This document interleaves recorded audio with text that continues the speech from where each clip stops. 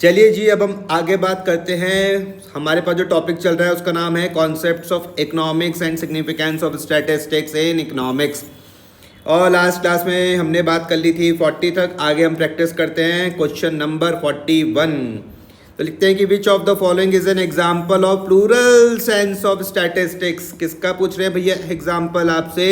Plural sense of statistics का example आपसे पूछा जा रहा है। सबसे पहले calculating average marks of students, फिर है list of marks obtained by students, drawing a graph from data, interpreting business trends. तो भैया ध्यान से इस चीज़ को समझना। करेक्ट आंसर है इसका, करेक्ट आंसर है इसका क्या? B, list of marks obtained by students.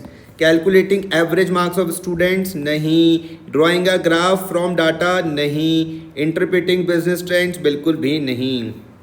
अब हम देखते हैं वाई इज स्टैटिस्टिक्स इम्पॉर्टेंट। तो पहला है it gives only qualitative opinions, नहीं जी नहीं। It ignores facts and finding, बिल्कुल भी नहीं। It helps quantify and summarising facts for better decisions, ये ठीक है। दी है it only works for scientific field not economics. Correct answer है इसका क्या? सी। करेक्ट आंसर इसका है सी। तो आप ए को, बी को और डी को काट दो। तो यहाँ पर था what is why is statistics important? It helps quantifying and summarising facts for better decisions.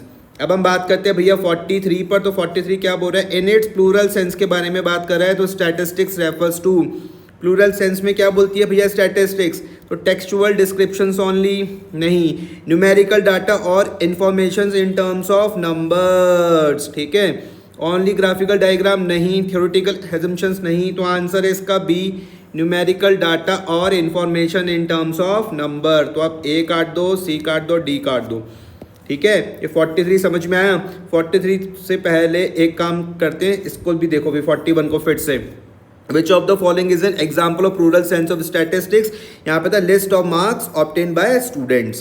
Clear हो गई बात? आगे अब हम बात करते हैं which of the following is an example of statistics in plural sense. Which of the following is an example of statistics in plural sense. आपसे पूछा गया है example of statistics in plural sense. तो यहाँ पे क्या बोला? Population statistics, employment statistics, public expenditure data और ऑल ऑफ द अबव। तो करेक्ट आंसर है इसका ऑल ऑफ द अबव। 45 पर हम पहुंचते तो लिखा हुआ अकॉर्डिंग टू बाउले। किसके हिसाब से? According to Bowley statistics. Bowley क्या बोलते हैं? Random numbers with no meaning, numerical statements of facts placed in relation to each other, only mathematical equations, written paragraphs describing facts. तो आंसर है इसका बी। बी क्या है? Numerical statements of facts placed in relation to each other. अब हम पहुंचते हैं 46 में। तो लिखा हुआ विच स्टेटमेंट इज करेक्ट। कौन सी स्टेटमेंट करेक्ट है जरा पढ़ के देखते हैं। All statistics are data and all data are statistics. नहीं भैया, all statistics are data but not all data are statistics. Important है, देखना इसको।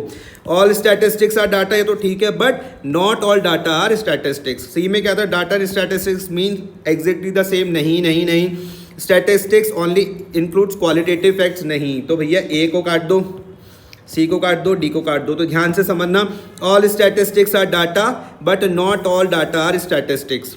आगे What is meant by aggregates in statistics? What is meant by aggregates in statistics? पहला, total numerical figures collected and summarized, ठीक है। Only one individual data point, नहीं जी। A qualitative summary, बिल्कुल भी नहीं। A written description, बिल्कुल भी नहीं। तो आप B काट दो, C काट दो, D काट दो। करेक्ट आंसर है इसका क्या? Total numerical figures collected and summarised. What is meant by the aggregates? तो इसका मतलब है एग्रीगेट्स इन स्टैटिस्टिक्स, इसका मतलब है total number figures collected and summarised. 48 पर हम पहुंच जाते हैं। What is meant by the aggregate of facts in statistics? What is meant by the aggregate of facts in statistics? सबसे पहले one single number can represent statistics. नहीं जी। Only qualitative description counts and statistics, बिल्कुल भी नहीं। Qualitative only a collection aggregates of facts can form statistics allowing comparison and conclusion. ये बिल्कुल सही है। 2 बार पढ़ लो इसको, ध्यान से देख लेना भैया इसको। What is meant by aggregate of facts में क्या लिखते हैं? Only a collection aggregates of facts can be form statistics allowing comparison and conclusion. D क्या था? Only theoretical data are statistics. नहीं, ये ए काटो, बी काटो और डी काट दो।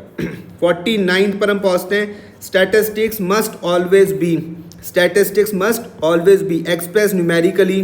बिल्कुल। Express in words only. नहीं भैया नहीं। Be based on only on opinions. बिल्कुल भी नहीं। Ignored if qualitative. नहीं, तो करेक्ट है statistics must always be express numerically. Last question है आज का आप सभी के साथ। तो what does multiplicity of cause mean in statistics? What does multiplicity of cause, क्या पूछा हुआ?